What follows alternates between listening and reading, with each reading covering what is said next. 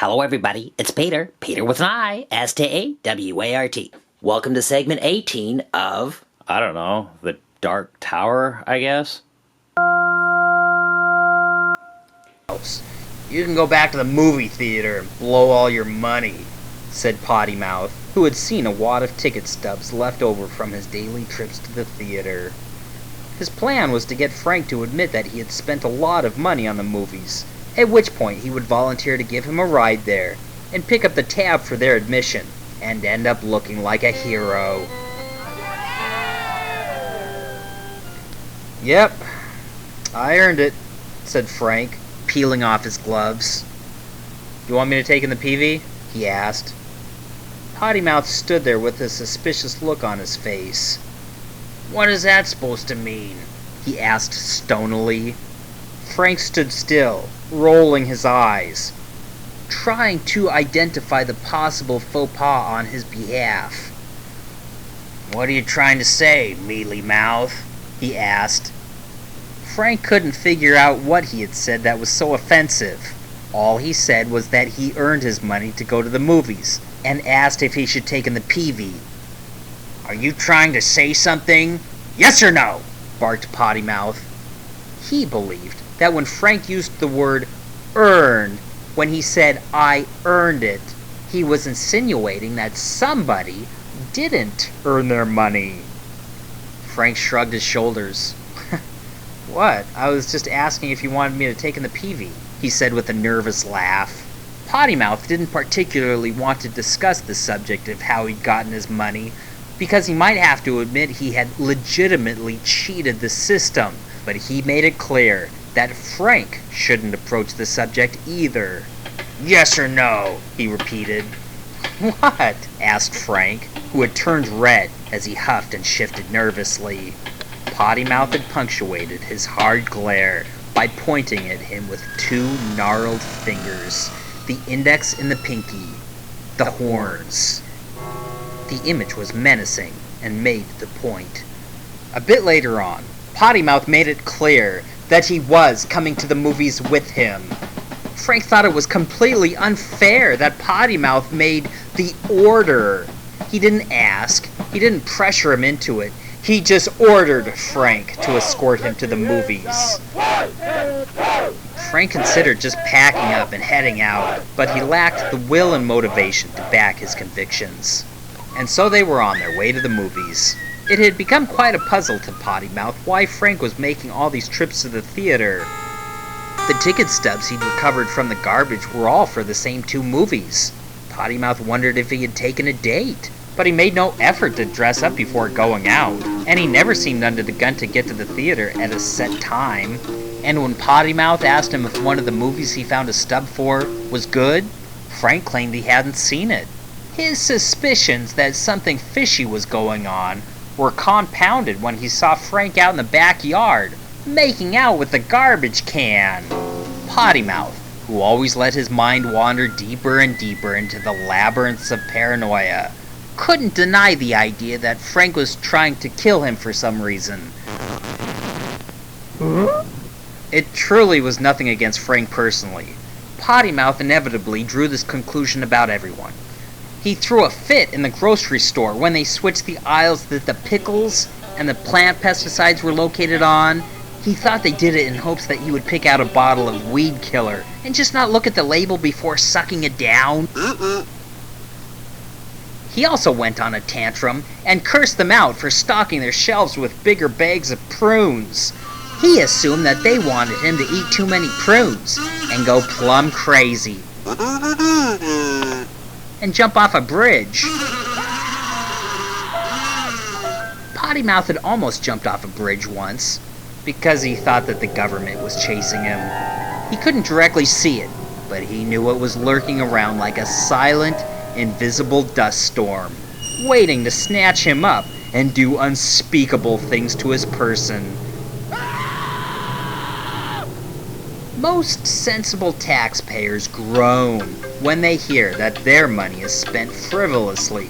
But if Potty Mouth were to be swept up into a government-funded storm, they would likely give a shrewd nod of appreciation for money well spent. Chapter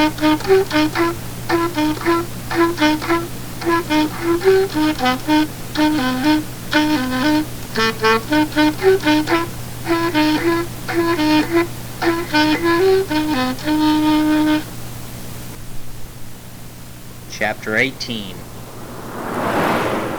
The cars roared by so loudly, Joe jumped after each one passed by as he made his way down the sidewalk. His sense of karma and comeuppance caused him to believe that someone who stood witness to what he did at the restaurant would recognize him, stop, get out, and stomp him into roadkill. When he wasn't cringing from fright, he was sickened and hunched over by the overwhelming stench of guilt. He actually wanted somebody to get out and bestow on him redemption for being such an incredible wretch.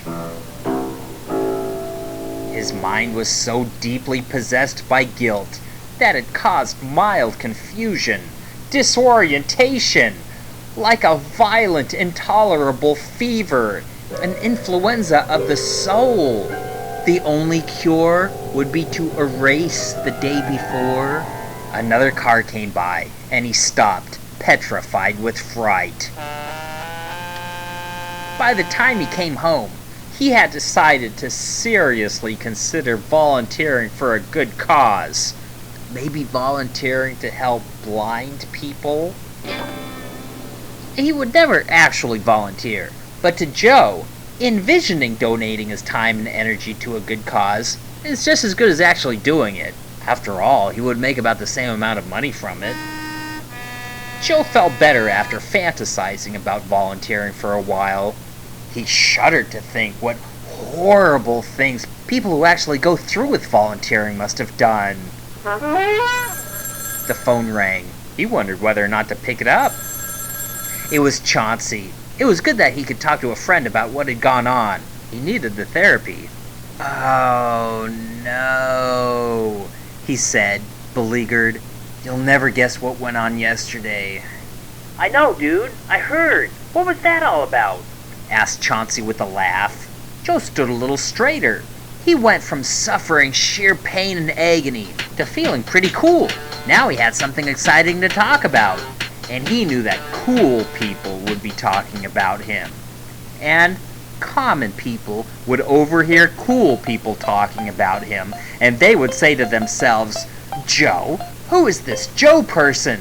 Evidently he hangs out with a cool crowd of people. Maybe if I got to know him."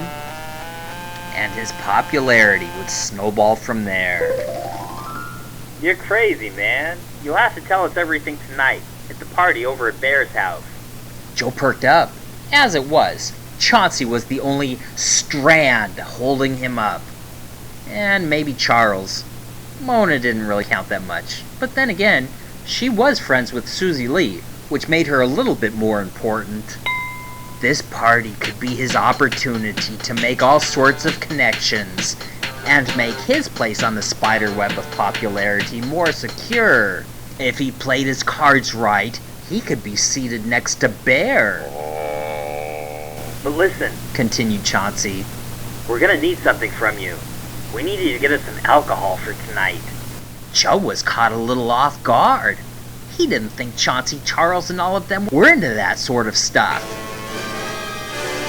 He thought it was only for Lenny, Stoner Lenny, and the long-haired kid who always had a sneer on his face.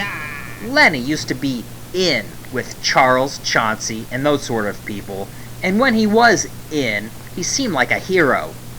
During his time as a hero, he got all arrogant and acted like a real jerk to everyone except for good-looking girls, and of course cool people who supported his popularity. I know, right? Yeah, right. Joe wasn't sure what happened, but for some reason, he was dropped. Maybe he mouthed off to the wrong person. After the bottom fell out of his stock, everyone shunned him. They had to be nice to him while he was cool, and they hated it. And everyone felt this sweet sugar of vengeance after he was ousted, and they felt at liberty to give him the cold shoulder